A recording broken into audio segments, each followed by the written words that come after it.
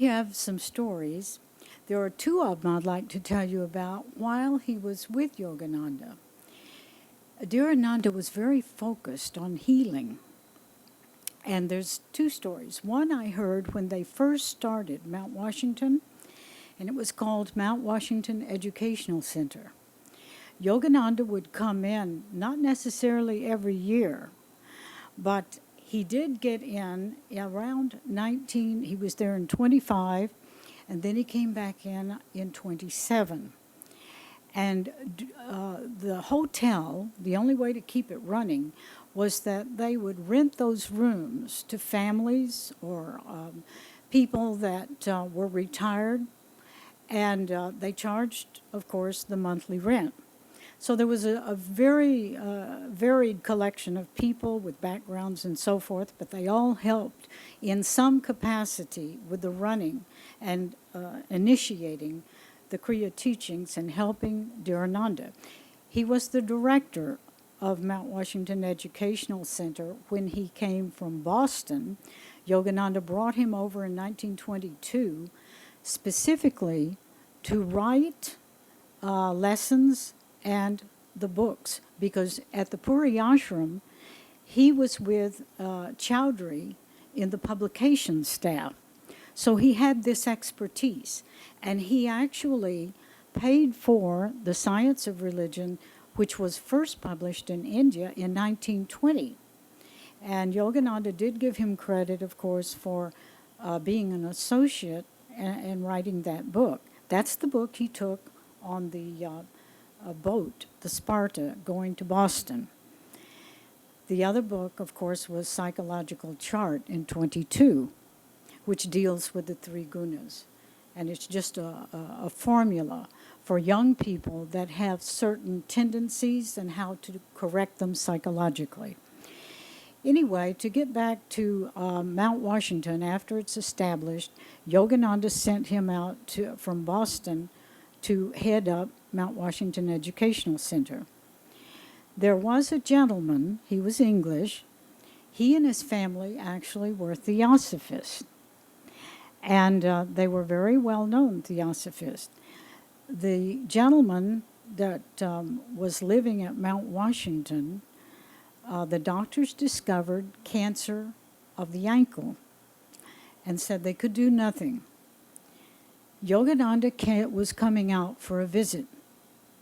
And this story came from his 7-year-old daughter that her name is Ramona, that I talked to a number of years ago. Ramona told me she was in the room when Dhirananda and Yogananda came in to perform healing on this ankle. I think they spent about 2.5 hours. She didn't go into exactly what they did, but they both went into very deep meditation, and she said they spent time completely and totally working on this condition. They left, and the gentleman went to the doctor, and the doctor said, "It's amazing, but there is no cancer in your ankle." He never had it again. The second story is letters that I have in Dhirananda's collection when he was a monk. He worked, interesting enough, Swami Dhirananda would work with other men. I mean, he worked with Yogananda on that particular disease of the ankle that the gentleman had of cancer. The other situation that I have is letters from Dr. Lewis in Boston. There was a young lady who had epilepsy, and she would have these fits. And through the correspondence of Swami Dhirananda to Dr. Lewis, they began to work to heal her. It was very interesting because Dr. Lewis would meet with this young lady about once a week and go into meditation. And then he would write the progress to Dhirananda and learn what the individual was feeling and what progress she was making. And if there was something spiritually that would help her belief system, which we all know our own will heals ourself, then Dhirananda, without ever mentioning his abilities or what he would do, he would try to make that condition, if she wanted to experience divine light in the spiritual eye, if she wanted to experience bliss, whatever it was, he would work through Dr. Lewis so that this would manifest. So they had many occasions that the two worked together, long distance. Dhirananda would be in Los Angeles. Dr. Lewis was in Boston with this lady who did have epilepsy. And eventually, she too was healed. Now, Dhirananda did do a lot of toning. And I have letters from James Warnack, who was the religious editor of the Los Angeles Times. And in those letters, he was able, evidently, through his toning, to elevate the mind to such a level that many, many things would transpire to reveal those insights and energies of divinity in each individual. They would be in church groups. They would be in meditation groups at Mount Washington.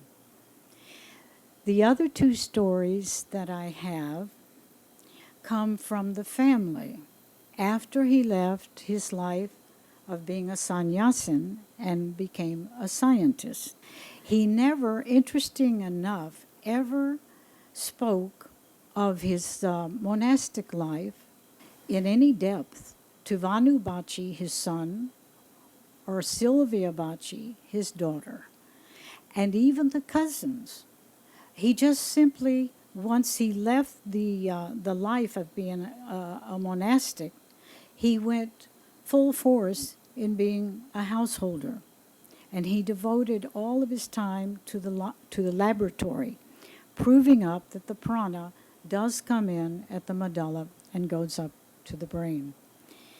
So there are certain graphs that I have found in his teachings that are going to be very helpful to the Kriya students. But in his reticence and in his own self-containment, there's only two experiences that I can relate this evening from one of the cousins. She said they had decided, the families, it was Tara's sister and her family, and then Tara and Vanu and Sylvia and Dr. Bachi, that they would go into Canada.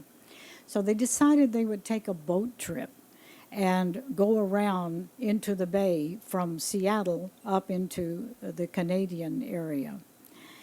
Interesting enough, there was a terrible, terrible storm, and everybody on the boat was petrified. It was tossing. They really thought it was going to capsize, and everybody was getting sick. So she said, Uncle Kumar, his Hindu given name was Basu Kumar Bachi.